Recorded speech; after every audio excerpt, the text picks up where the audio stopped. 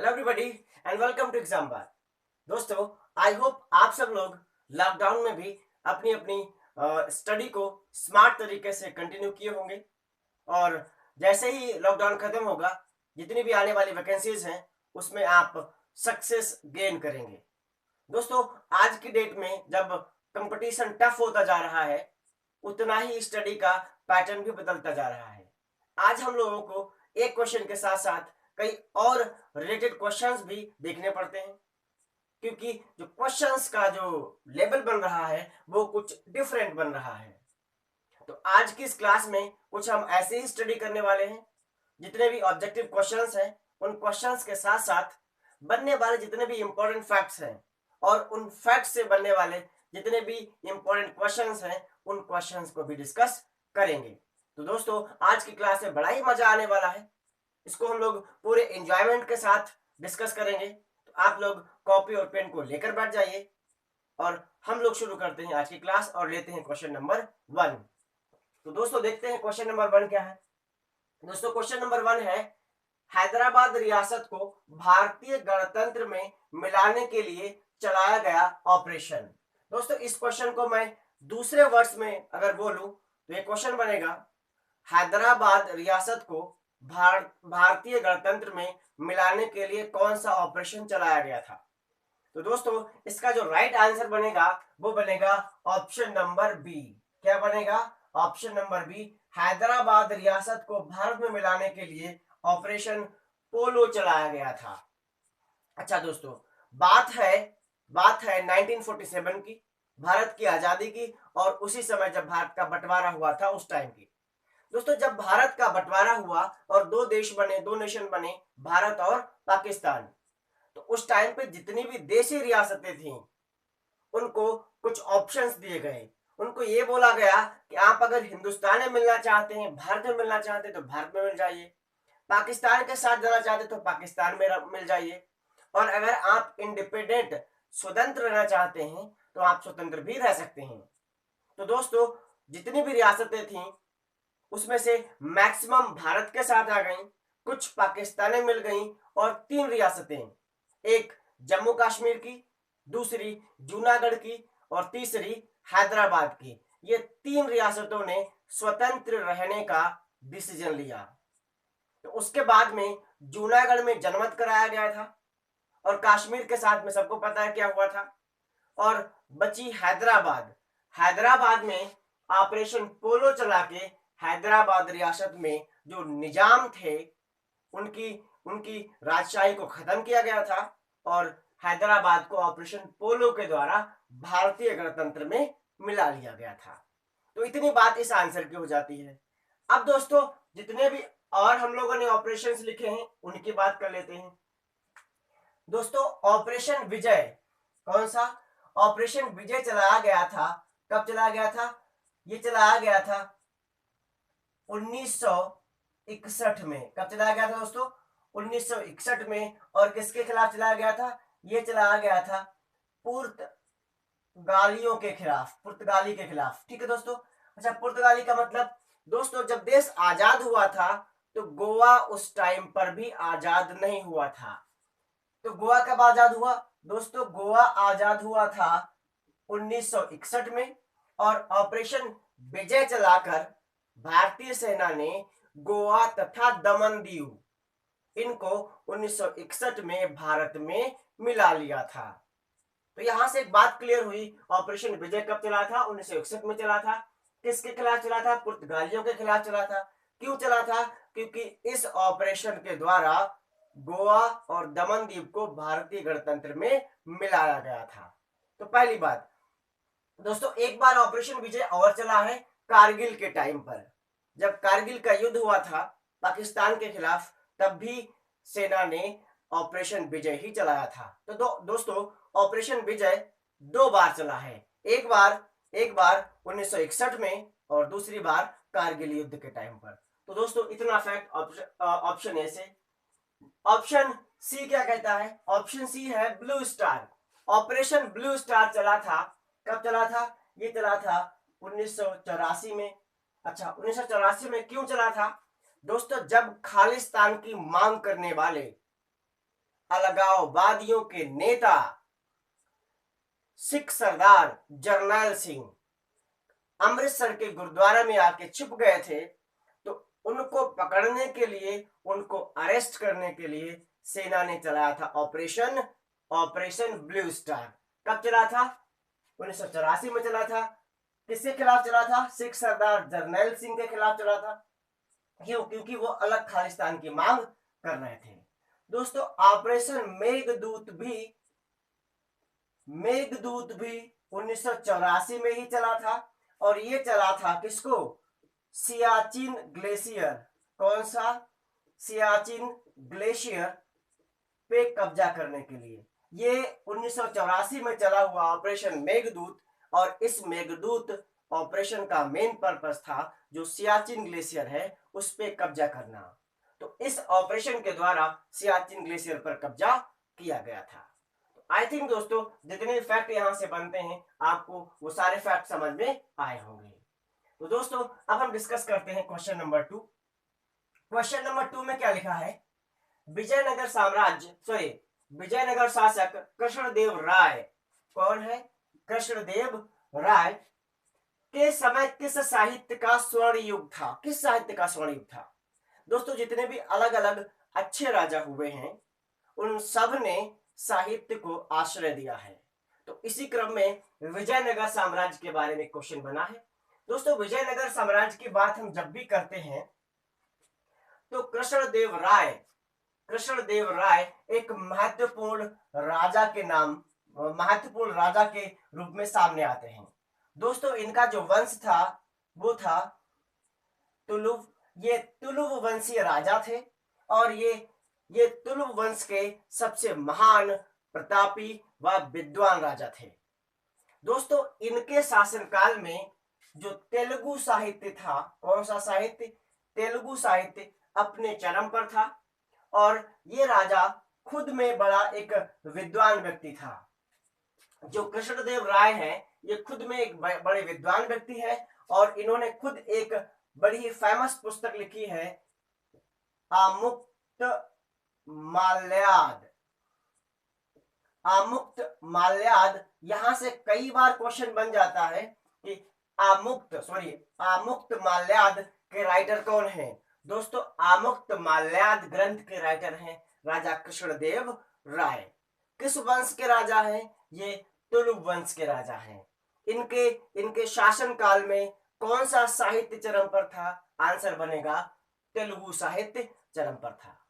दोस्तों, ये राजा विद्वानों को बड़ा आश्रय देते थे, और कृष्णदेव राय के दरबार में 8 बड़े विद्वान हुआ करते थे, और उन 8 बड़े विद्वानों को अष्ट दिग्गज कहा जाता है। क्या कहा जाता है? अष्ट दिग्गज। तो यहां से भी क्वेश्चन बनता है कि अष्ट दिग्गज किसके दरबार में थे? अष्ट दिग्गज राजा कृष्णदेव राय के दरबार में थे। आई थिंक दोस्तों, यहां से इतनी जानकारी आपको मिल जाती है, और सारी बातें, सारे फैक्ट्स आपको समझ में आए होंगे। दोस्तों, चलते हैं क्वेश्चन नंबर 3 पर। क्वेश्चन नंबर 3 को समझाने के लिए मैं थोड़ा स्पेस बना लेता हूं यहां पर। दोस्तों, क्वेश्चन नंबर 3 में क्या पूछा गया है? क्वेश्चन नंबर 3 में पूछा गया है कि निम्नलिखित में कौन सा प्रवाल द्वीप है? जितने भी द्वीप लिखे हैं इनमें से आपको बताना है कि कौन सा द्वीप प्रवाल द्वीप है। तो दोस्तों, इसका जो सही आंसर बनेगा वो बनेगा लक्षद्वीप। दोस्तों, लक्षद्वीप भारत के जो केरल है, केरल से लगभग 300 किलोमीटर पश्चिम में है, स्थित है, और ये एक प्रवाल द्वीप का उदाहरण है, या जिसको हम एटोल द्वीप भी कहते हैं। प्रवाल या एटोल द्वीप का उदाहरण है। दोस्तों, इसकी राजधानी है कवारती। क्या है? इसकी राजधानी है कवारती, और ये केरल से लगभग 300 किलोमीटर पश्चिम की ओर स्थित है। भारत का अधिकार क्षेत्र है, और ये खुद में एक केंद्र शासित प्रदेश भी है। दोस्तों, अब बाकी ऑप्शंस पे बात कर लेते हैं। बाकी ऑप्शन से बात करें तो अंडमान और निकोबार, ये दोनों द्वीप समूह बंगाल की खाड़ी, कहां पर?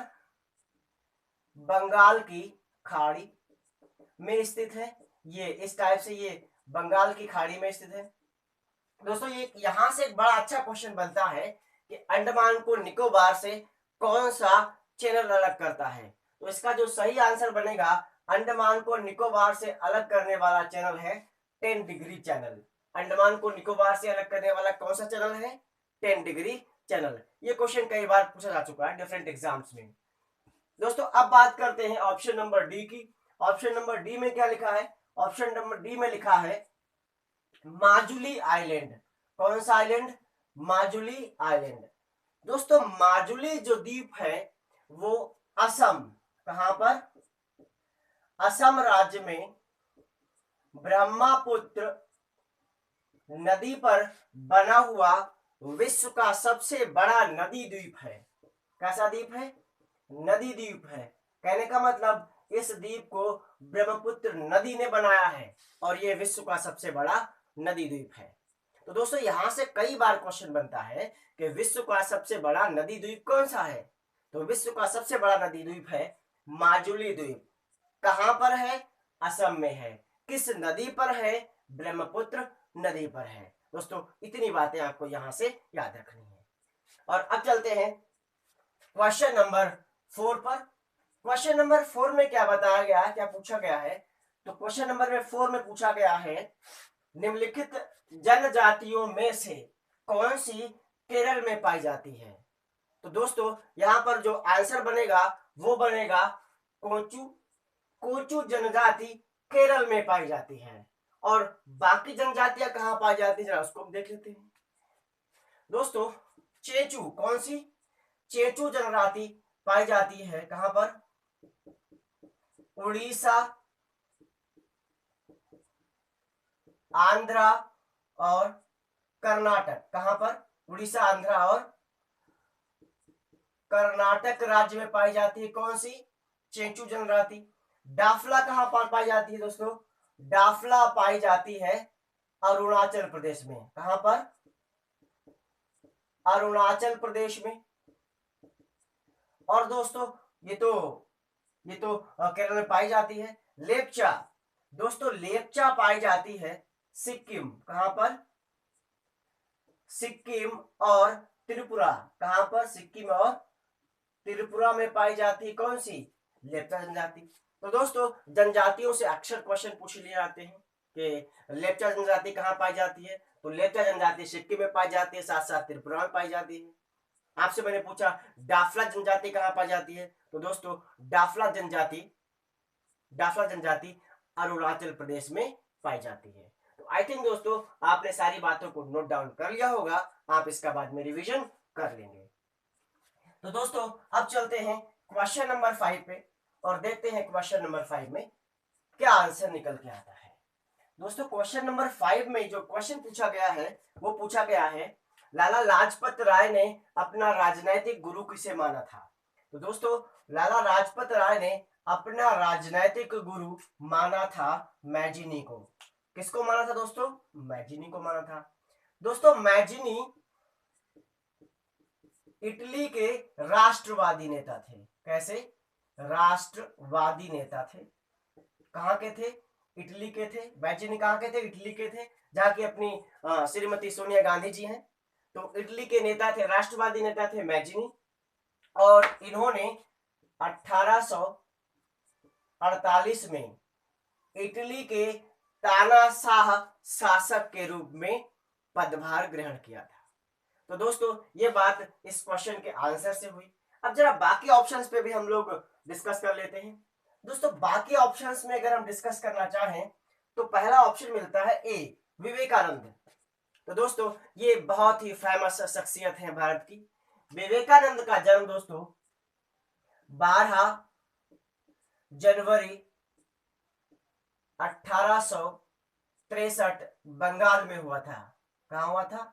12 जनवरी 1863 बंगाल में हुआ था। दोस्तों इसी 12 जनवरी को स्वामी विवेकानंद के जन्म दिवस को हम लोग भारत में मनाते हैं। क्या मनाते हैं? भारत में मनाते हैं युवा दिवस। क्या मनाते हैं दोस्तों? युवा दिवस के नाम से स्वामी विवेकानंद जी का जो जन्म दिवस है उसको मनाया जाता है हर साल 12 जनवरी को।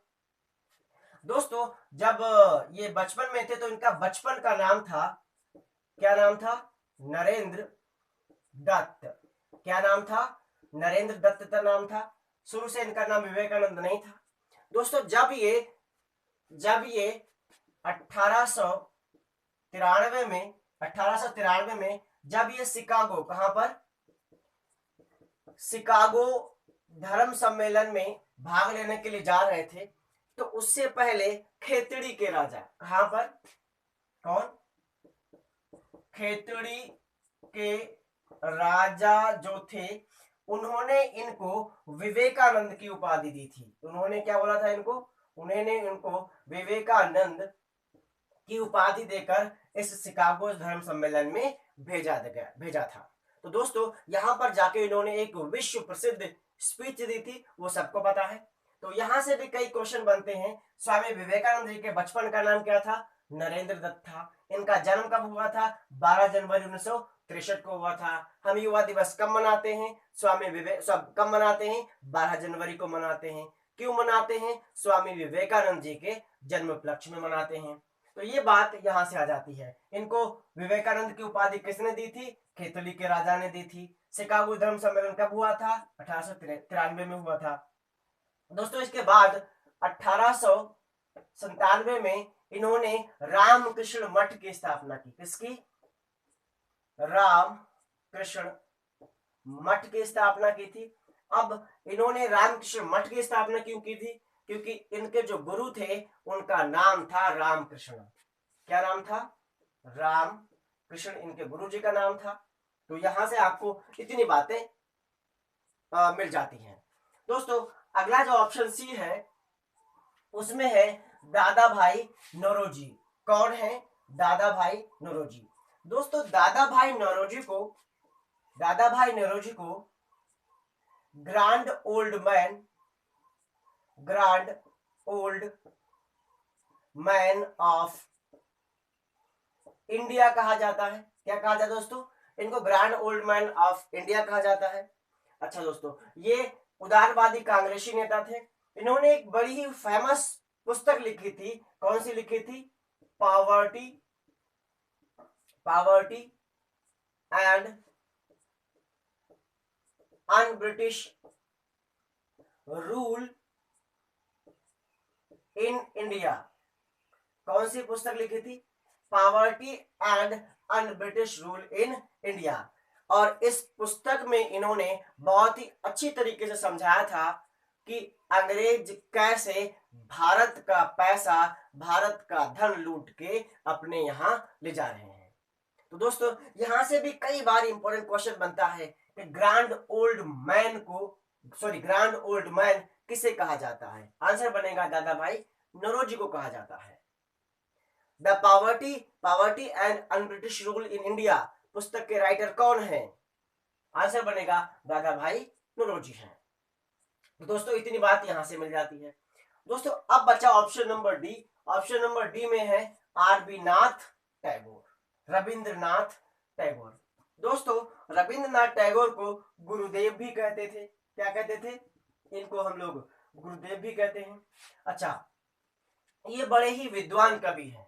क्या है? बड़े ही विद्वान कवि हैं। और इनको 1813 ईस्वी में इन्होंने एक पुस्तक लिखी थी गीतांजलि। कौन सी लिखी थी? गीतांजलि। गीतांजलि के लिए इनको पहली बार 1813 में नोबेल प्राइज मिला था। कौन सा? इनको नोबेल प्राइज मिला था। कब मिला था? 1813 में मिला था। किसके लिए मिला था? इन्होंने एक पुस्तक लिखी थी गीतांजलि, उसके लिए मिला था। अच्छा तो इस तरीके से ये पहले भारतीय बन गए। कैसे? ये पहले भारतीय हैं, प्रथम भारतीय हैं जिसको नोबेल प्राइज मिला। जिसको क्या मिला? नोबेल प्राइज मिला। कब मिला? 1813 में मिला। किसके लिए मिला? गीतांजलि के लिए मिला। तो यहां से भाई कई बार क्वेश्चन पूछा जाता है कि पहला भारतीय कौन है जिसको नोबेल प्राइज मिला? रविंद्रनाथ टैगोर हैं। कब मिला? 1813 में मिला। किसके लिए मिला? गीतांजलि पुस्तक मिली थी उसके लिए, लिखी थी उसके लिए मिला। किस क्षेत्र में मिला था? तो मिला था दोस्तों साहित्य में। कहां पर? किसमें मिला था? साहित्य में मिला था। तो इतनी बात भी आप याद रखिएगा। इसके अलावा इन्होंने अपने देश भारत का, कहां पर? भारत और बांग्लादेश, कहां का? भारत और बांग्लादेश, दो देशों का राष्ट्रगान लिखा है। राष्ट्रगान दो देशों का लिखा है। तो ये एक ऐसे कवि हैं, ये एक ऐसे राइटर हैं जिन्होंने दो देशों का राष्ट्रगान लिखा है। तो यहां से एक और क्वेश्चन बन जाता है कि भारत के राष्ट्रगान के रचयिता कौन है? रविन्द्रनाथ टैगोर हैं। जनगण मन के राइटर कौन है? रविन्द्रनाथ टैगोर है। और इसके साथ ही बांग्लादेश का जो राष्ट्रगान है आमार सोनार बांग्ला, उसके भी राइटर कौन है? रविन्द्रनाथ टैगोर है। तो ये बहुत ही उच्च कोटि के कवि थे। तो दोस्तों बाकी ऑप्शन से इतनी इंफॉर्मेशन हमको मिल जाती है। दोस्तों अब बात कर लेते हैं लास्ट क्वेश्चन की। और जो लास्ट क्वेश्चन नंबर 6 है उसमें क्या पूछा गया है? क्वेश्चन नंबर 6 में पूछा गया है शाहजहां ने शाह बुलंद इकबाल की उपाधि किसको दी थी या किसे प्रदान की थी? दोस्तों शाहजहां ने शाह बुलंद इकबाल की उपाधि अपने सबसे बड़े बेटे दारा शिकोह को प्रदान की थी। किसको प्रदान की थी? दारा शिकोह को प्रदान की थी। दोस्तों दारा शिकोह शाहजहां का सबसे बड़ा बेटा था और बड़ा ही विद्वान व्यक्ति था। ये विद्वान होने के साथ साथ बड़ा ही उदार और सहिष्णु भी था। बड़ा ही अच्छे कैरेक्टर का व्यक्ति था ये। दोस्तों ये हिंदी, संस्कृत और फारसी भाषाओं में काफी पारंगत था, बहुत ही निपुण था। और इसने जो उपनिषद हैं, कौन है?